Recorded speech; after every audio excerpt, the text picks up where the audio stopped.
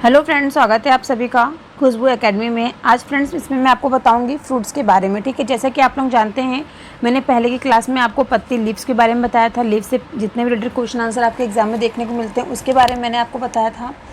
और फ्रेंड्स मैंने आपको पुष्प के बारे में बता दिया है पूरा। ठीक है, तो वहाँ तक फ्रेंड्स आप लोगों को समझ में आया हो तो अच्छी बात है। अगर किसी को कुछ भी डाउट है फिर ना समझ में आया तो आप लोग कमेंट करके हमसे पूछ सकते हैं। ठीक है, अब देखिए आगे आज हम बात करेंगे। नेक्स्ट क्वेश्चन हमारा है क्या है, आज बात करेंगे हम फ्रूट्स के बारे में। फल किसे कहते हैं, फल का जो अध्ययन कहता है उसको क्या कहते हैं, फल का निर्माण कैसे होता है और इसके बारे में सब कुछ। ओके, तो आप सभी लोग ध्यान से आज की क्लास अटेंड कीजिएगा क्योंकि आज की जो क्लास है इंपॉर्टेंट है और यहाँ से काफ़ी ज़्यादा एग्जाम में क्वेश्चन बनता है आपका। ओके, तो चलिए सबसे पहले हम बात करेंगे।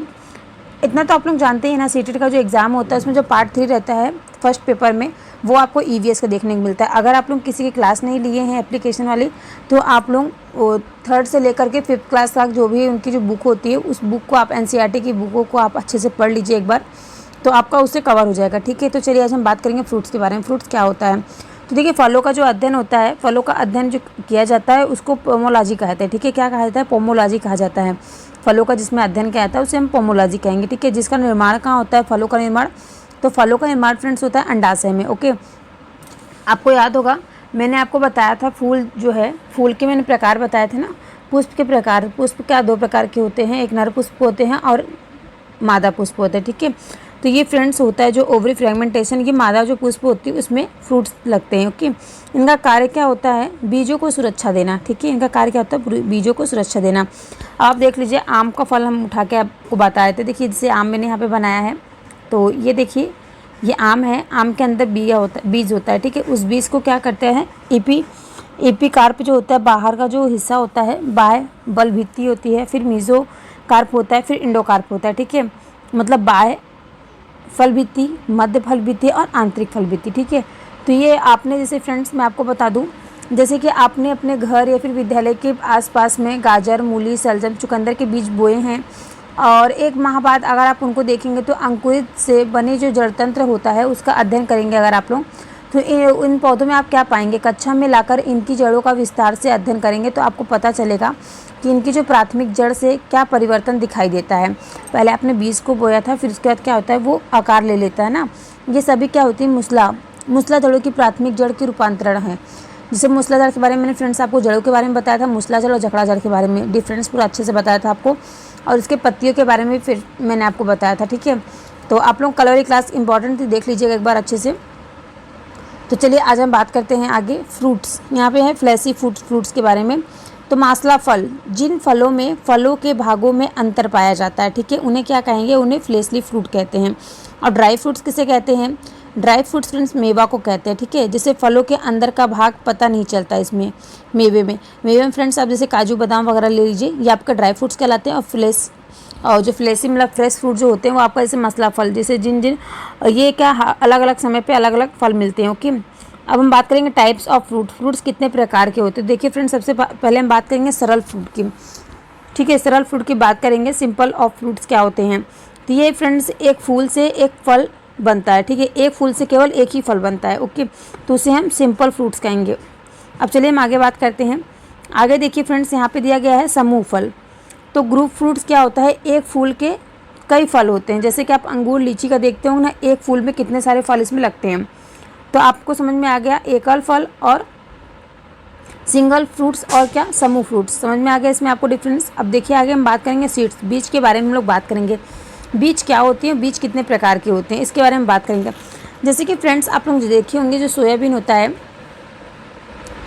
सोयाबीन की फलियां पककर फट जाती हैं। ठीक है, सोयाबीन की फलियां क्या होती हैं, पककर फट जाती हैं और उनमें से बीज बाहर निकल जाते हैं। और काली मिर्च हो गया, काली मिर्च, सौंफ, गेहूं आदि जो बीज होते हैं ये भी सब क्या होते हैं, बीज ही होते हैं ना। नाशपाती, भिंडी, करेला, खीरा, टमाटर, चीकू आदि में बीज होता है अंदर। नाशपाती में बीज आप लोगों ने देखा है, कमेंट करके बताइएगा। भिंडी में बीज सभी लोगों ने देखा है, सब लोग भिंडी की सब्जियाँ खाते हैं, करेला की सब्जी खाते हैं। खीरा को गर्मी के मौसम में अधिकतर खाया जाता है। टमाटर हो गया, चीकू हो गया। ठीक है, अब हम बात करेंगे नीचे, नेक्स्ट है मिट्टी में गोबर मिलाने से मिट्टी में कीड़ा नहीं लगता है। तो आप लोग देखते होंगे पहले क्या होता था, कच्चे घरों में मिट्टी में क्या करते थे, गोबर मिला करके, गाय का गोबर मिला करके उससे क्या करते थे, लिपाई किया जाता था, जिससे क्या होता है कीड़ा नहीं लगता है। अब देखिए आगे हम बात करेंगे, कपड़े में बंधा हुआ बीज पानी में भिगोए गए बीज की तुलना में जल्दी से अंकुरित होते हैं। ऐसा क्यों होता है? क्योंकि जो कपड़े में बीज होते हैं, बीज सांस लेने में सक्षम होते हैं। ठीक है, ऐसा इसलिए होता है क्योंकि जो कपड़े में जो बीज रहता है उसमें सांस लेने में सक्षम होते हैं, इस वजह से क्या होता है, वो जल्दी अंकुरित हो जाते हैं। ठीक है, यदि बीज को कपड़े में बांध दिया जाए और उनमें से आधे अंकुरित हो जाएं और आधे नहीं हो तो इसका कारण क्या होता है? तो देखिए फ्रेंड्स, इसके बारे में हम आपको बताएंगे। जैसे जो कोई भी कपड़े में अगर आप बीज को बांधेंगे तो उसमें जो साइड में होगा, बाहरी जो आवरण होगा, वो क्या होगा, जल्दी से अंकुरित हो जाएगा। लेकिन जो बीच में दब जाते हैं वो अच्छे से सांस नहीं ले पाते, तो वो क्या होंगे, वो अच्छे से अंकुरित नहीं हो पाएंगे। ठीक है, तो देखिए क्यों नहीं हो पाते, क्योंकि बीज क्या होता है, क्षतिग्रस्त हो जाते हैं। और बीज क्या होते हैं, बीज में टूट गए थे, इसकी वजह से नहीं हो पाते। और बीज में जो होते हैं, बीज में कीड़े लग चुके थे, इसकी वजह से क्या होता है, वो अंकुरित नहीं हो पाते हैं। ठीक है, अब हम बात करें जैसे चावल, गेहूँ, ओट्स, यह सभी क्या है, अनाज होते हैं। आप लोगों ने खाया होगा ना चावल गेहूँ, तो डेली सभी लोग यूज़ करते हैं गेहूँ के आटा पिसा करके। तो यह सभी अनाज हैं और इनका जो प्रवर्धन होता है, प्रोपेगेटेड जो होता है, बीजों द्वारा होता है। इनके बीजों को सीधे मिट्टी में बोया जाता है। जैसे कि आप लोग देखते हैं, चावल जो है, चावल का धान बोया जाता है ना खेतों में, पहले उसकी बेहन डाली जाती है, वो हो जाता है, उसके बाद फिर उसको एक एक करके निकाला जाता है। फिर उसको एक एक चावल का जो धान का जो दाना होता है उसको खेतों में क्या कहता है, बोया जाता है। ठीक है, और फिर उसके गेहूँ का क्या होता है, गेहूँ को डायरेक्ट गेहूँ के छींट के उसकी बुआई कर दी जाती है। ठीक है, अब हम बात करें बीजों का अंकुरण, सीड्स जर्मिनेशन की हम लोग बात करेंगे यहाँ पे। ठीक है, तो जैसे फ्रेंड्स देखा होगा आप लोगों ने, इसके लिए सही तापमान, जल और वायु की आवश्यकता होती है।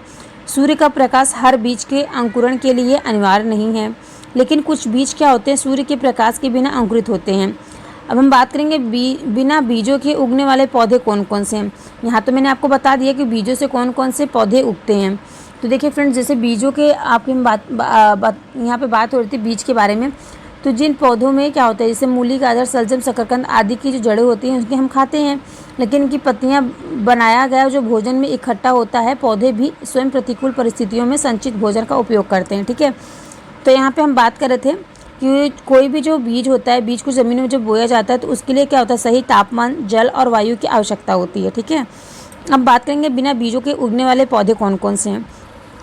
तो देखिए फ्रेंड्स, ये वे पौधे होते हैं जिनके बीज नहीं होते हैं या उन जिन्हें अन्य विधियों से प्रजनन कराया जाता है। तो किन किन विधियों से प्रजनन कराया जाता है, चलिए इसके बारे में हम आगे बात करते हैं आपसे। तो देखिए यहाँ पे मैं आपको बता रही हूँ, जैसे इनसे कुछ उदाहरण, जैसे एलोवेरा आपका हो गया। इस पौधे की जो पत्तियाँ होती हैं, पत्तियाँ कटिंग से उगाया जा सकता है। ठीक है, एलोवेरा की क्या है, उसकी पत्तियों को काट करके आप किसी भी स्थान पर उगाया जा सकता है। ठीक है, अब हम बात करेंगे मनी प्लांट। मनी प्लांट सब फ्रेंड्स बोलते हैं ना कि इस पौधे को स्टेम की कटिंग से उगाया जाता है। इसी क्या होती है, डंठी, जहाँ से यहाँ ऐसे डंठी फैली होती है ना वो, तो वो क्या होती है, वहाँ डंठी से काट करके इसको क्या करेंगे, उगाया जाता है। ठीक है, स्नैक प्लांट। स्नैक प्लांट क्या होता है फ्रेंड्स, आप लोगों ने देखा है, मेरे घर में लगा हुआ है, मैं आपको शॉर्ट्स वीडियो में मैं आपको दिखा दूँगी। ठीक है, स्नैक प्लांट्स कैसा होता है। तो स्नैक प्लांट सभी लोगों का ऐसा कहना है कि स्नैक प्लांट घर के गेट के पास लगाने से क्या होता है, स्नैक वगैरह घर में एंटर नहीं करते। ओके, तो देखिए स्नैक प्लांट क्या होता है, ये इस पौधे को पत्तियों की कटिंग से ही भी लगाया जा सकता है। और फ्रेंड्स देखिए, पत्थर चट्टा जो है, जिसको पथरी की जिसको पथरी हो जाती है पेट वगैरह में, तो उसका रामबाण इलाज होता है पत्थर चट्टा। उसको डेली एक पत्ती खाया जाता है, सुबह मॉर्निंग में एकदम खाया जाता है खाली पेट में। तो इस पौधे को पत्तियां की कलम से लगाया जा सकता है। तो फ्रेंड्स देखिए, पत्थर चट्टा का पौधा ऐसा पौधा है ना, उसकी जो पत्तियां होती, केवल पत्तियों को अगर मिट्टी में फेंक दिया जाए, अगर वो थोड़ी सी भी मिट्टी के अंदर चली जाएंगी ना, तो तुरंत क्या होंगी, वो अंकुरित होकर तुरंत जम जाएंगी, पेड़ का रूप ले लेती है। ठीक है, बहुत जल्दी उग जाती हैं वो। इसको कोई लगाया नहीं जाता है पेड़ को पत्थर चट्टा के। ठीक है, हम बात करेंगे पाइनस और फर्न। इन पौधों को बीजों के अलावा स्केल्स, स्टोर्थ, कटिंग से भी लगाया जाता है। ठीक है, अब हम बात करेंगे आलू का पौधा। तो आलू का पौधा जो फ्रेंड्स होता है, आलू बिना बीज के ही उगता है। आलू एक तना होता है और इसे तने से ही उगाया जाता है। आलू का तना आप लोग देखा है फ्रेंड्स, हम लोग आलू का क्या खाते हैं, कौन सा भाग खाते हैं, आलू का हम लोग तना खाते हैं ना। आप देखते होंगे छोटे छोटा आँखा निकलता है। छोटे छोटे आलू को आप लोग जब मिट्टी के अंदर उसको लगाया जाता है, उसमें ऐसे से मतलब बनाया जाता है, ऊंचा ऊंचा बना करके, खाना बना करके उसको बोया जाता है ना आलू। यहाँ पे ऐसे ऐसे 3-4 आलू डाल के फिर इसके ऊपर इसको मेड़ी चढ़ा के बनाया जाता है। ठीक है, तो आलू की उगाई जो है ऐसे होती है, आलू के पौधे की बुआई जो होता है। तो गुलाब के पौधे की हम बात करें फ्रेंड्स, इस पौधे को भी तनों से ही उगाया जाता है। गुलाब के फ्रेंड्स देखते हैं आप टहनी वगैरह काट करके आप कहीं भी लगा सकते हो तो वो उग जाते हैं, ठीक है। अब आपको फ्रेंड्स यहाँ तक समझ में आया कि कौन से पौधे किस प्रकार से उगाए जाते हैं। Snake plant, money plant, aloe vera. तो आपको अगर एग्जाम में इनसे कोई भी प्रश्न पूछ लिया जाए तो आई होप आप लोग कर लेंगे। पत्थर चट्टा का जो पौधा है वो किस प्रकार से लगाया जा सकता है, तो इस पौधे को फ्रेंड्स पत्तियों की कलम से उगाया जाता है, ठीक है। हम बात करेंगे स्नेक प्लांट। स्नेक प्लांट इस पौधे को पत्तियों की कटिंग से भी लगाया जाता है, ओके। तो अब चलिए हम आगे बात करते हैं।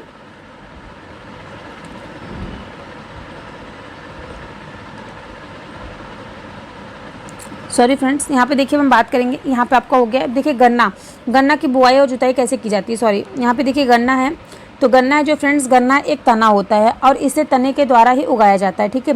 गन्ने को कैसे उगाया जाता है, इसको तने के द्वारा उगाया जाता है, ठीक है। कैसे उगाया जाएगा, गन्ना का आप लोग देखते होंगे छोटी छोटी गन्ने को जो काट के फिर उसको ज़मीन में गाड़ के लगाया जाता है, ठीक है।